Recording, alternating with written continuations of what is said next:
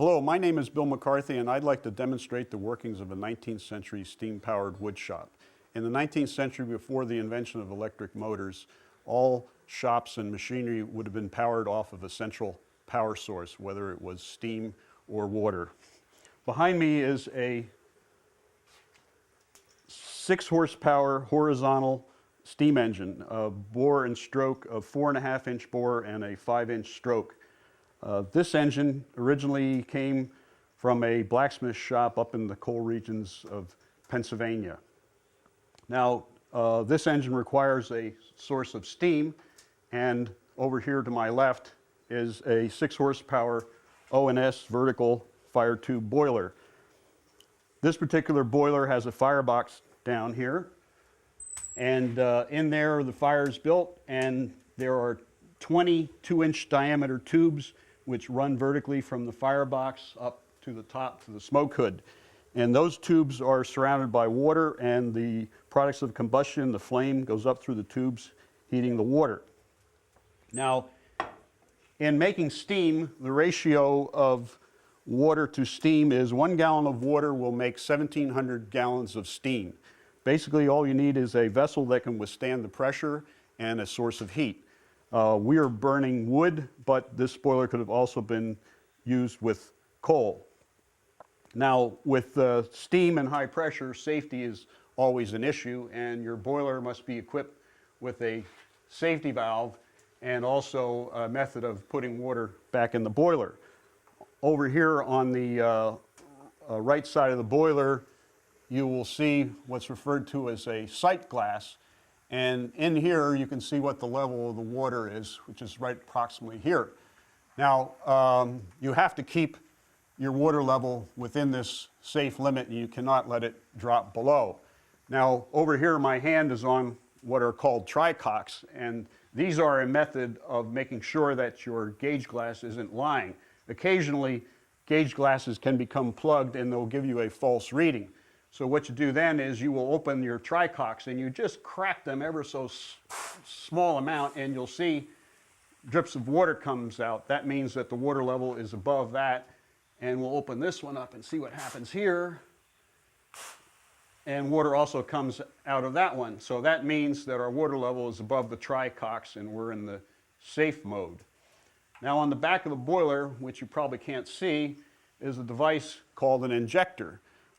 This is a device for putting water back in the boiler, because once your engine is running, you're using steam, and you need to replace water in the boiler to keep the water level in the safe zone. And this was invented by a Frenchman in the late 1850s, and the way this works is theoretically it shouldn't work, because you're using steam pressure in the boiler, and right now we have about 95 pounds of pressure, and you are applying that to a water source coming into the boiler, and you would have 95 pounds on either side, and basically your water wouldn't be going anywhere. However, due to some principles of physics, namely velocity and condensation, you gain a few extra pounds in order to push the water back in the boiler. And I'll operate this right now. I'm turning on the steam, and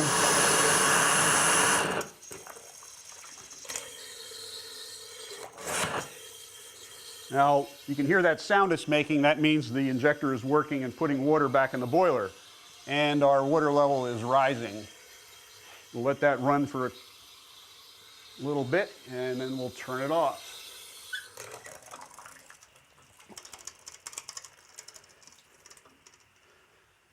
Now, behind me is a steam engine, and in a minute or so, I'll turn it on.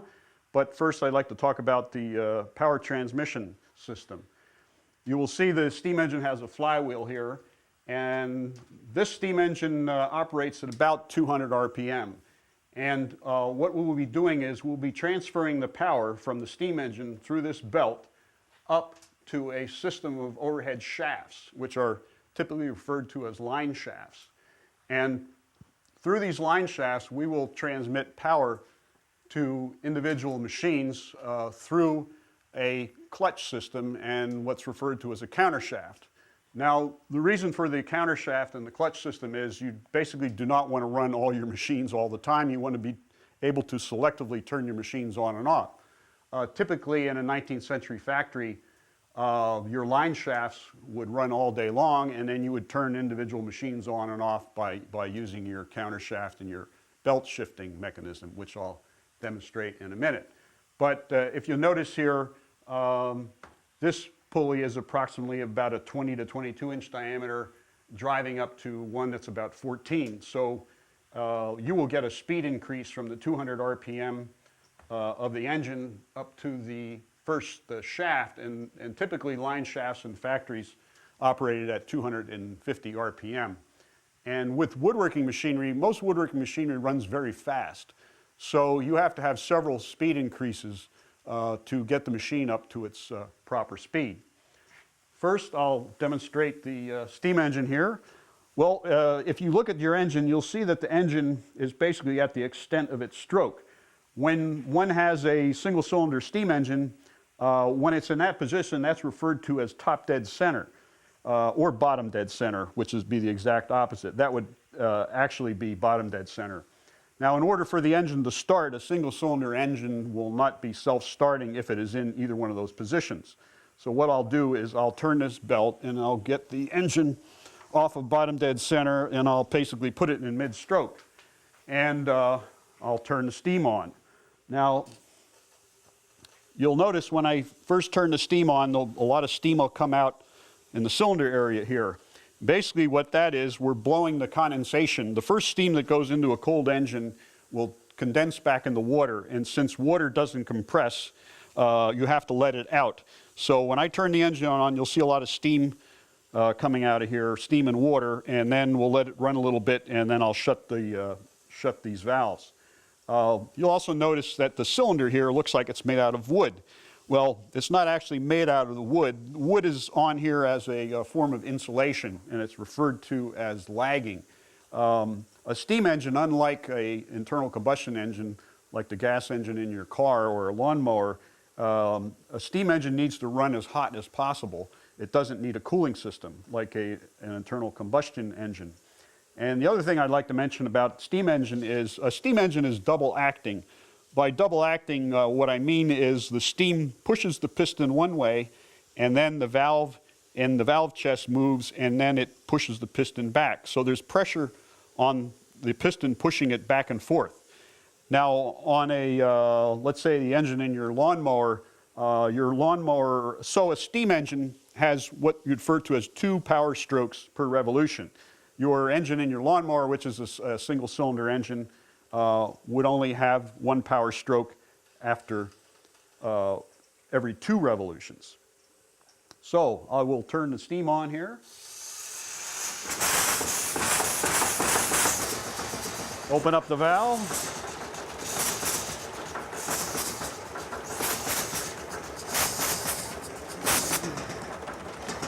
Now, if you notice right here, you'll notice this device rotating. This is called a flyball governor. And basically what a flyball governor does is it regulates the speed of the engine. This flyball governor was invented by an Englishman named James Watt. And it was invented in the 1780s for the first truly reciprocating steam engine. And the way it works is it works on centrifugal force. When the engine is shut down, you'll notice these balls go in.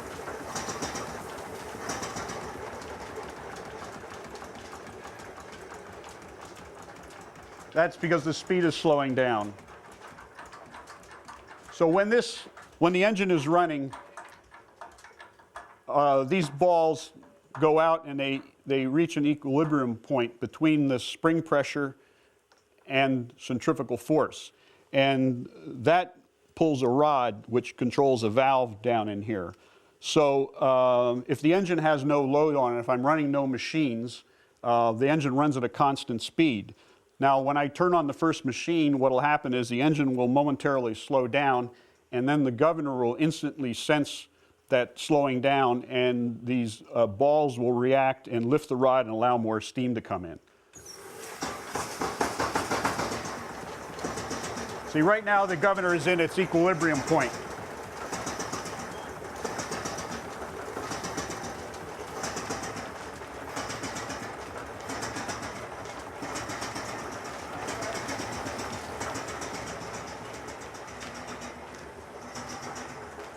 A wood shop would have received its wood from a sawmill in the rough sawn form. If you look closely at this piece of wood, you can see the saw marks. So the first thing that would need to be done, this wood would have to be surfaced on both sides, so both sides are parallel and true and smooth. The machine used to start this process is referred to as a joiner, which I have right here. This particular joiner was made by the Gleason Company in Philadelphia in 1875. The way a joiner works is there is a cutter head in the middle. I'll turn this belt by hand, and there are two knives. And this cutter head is rotating very rapidly at 3,600 revolutions per minute. And you'll see there's a table on the inside, on the infeed, which is referred to as the infeed, and a table on the outfeed. This outfeed table is set at the same height as these knives are, and then this infeed table is adjustable up and down by turning a hand wheel. So basically what you do is you set this table for your depth of cut. I'm going to set it for about 1/16 of an inch. And then you push your wood over this rapidly rotating cutter head, and this will produce one perfectly true surface on the side of the board facing the cutter head. Now I will turn the machine on. Now you look over here, this is what's referred to as a counter shaft. We have a belt that is currently turning a idler pulley. That is referred to as a loose pulley. This particular pulley here is a tight pulley, which is keyed to this shaft. Now you'll see this lever here in my left hand. When I move this lever, what I will be doing is I will be shifting this particular belt from the idler pulley, otherwise known as a loose pulley, to the tight pulley, and then the machine will turn on.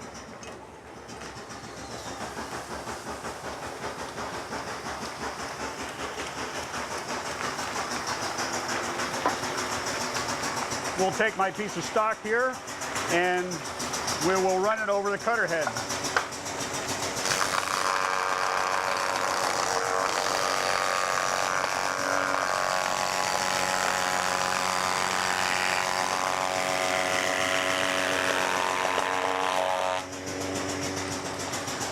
Now you'll see we have one perfectly smooth side on a piece of mahogany. Next thing I'll do is I will true an edge. We'll stand it up against the fence here, and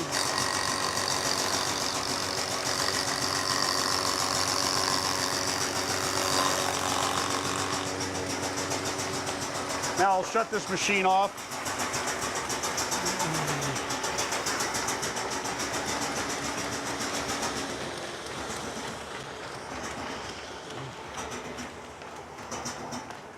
The next machine we need to go to is called a planer or surfacer. Since we've produced a true surface on one side, the planer will follow this surface and plane this piece of wood to a uniform thickness. Now conceivably we could just turn it over and do the other side, but what might happen is we might have a taper. One end of the board might be thicker than the other. So that's why it's necessary to use a planer and not just use this one machine.